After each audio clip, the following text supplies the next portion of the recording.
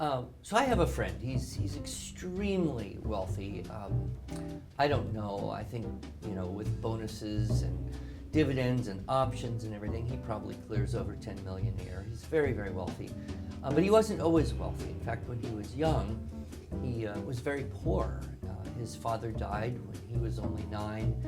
He had 7 siblings, and his mother had to work 2.5 full-time jobs just to keep food on their table, and sometimes they would eat literally whatever they could find. But he was a good student. He studied hard. He got a full scholarship. He ended up graduating from Harvard with an MBA.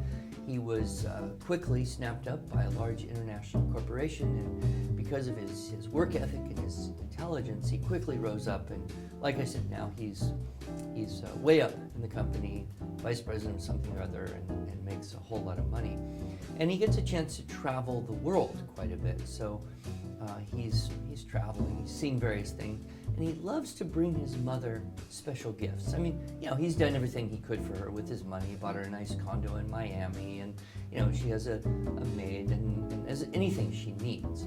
But he's always looking for that special gift. So finally, he's in Central America on this trip, and he happens into a store that has a parrot that's truly remarkable. This parrot has a vocabulary of 10,000 or more words, or so the people selling it claimed. This parrot knew huge chunks of Shakespeare.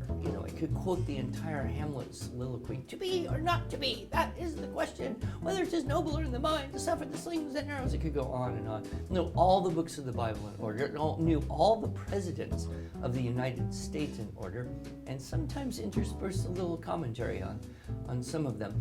But this parrot was truly one of the most remarkable things that this man had ever seen. In fact, at first he thought it couldn't be real. He thought it had to be, maybe a mechanical type of thing, but no, it let out a little, there, and proved that it was a biological creature. So he said, I've got to buy this parrot, and I've got to give this to my mother. This is the most amazing thing. So he buys the parrot.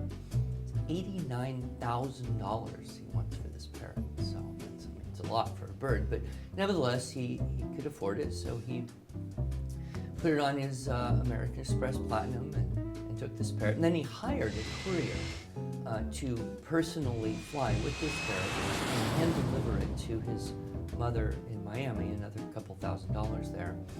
And when he believed that she had received the parrot, he was very excited. So he called her up and said, "Hey, Ma, did you get the bird I sent you?" And she said, "Well, yes, I did."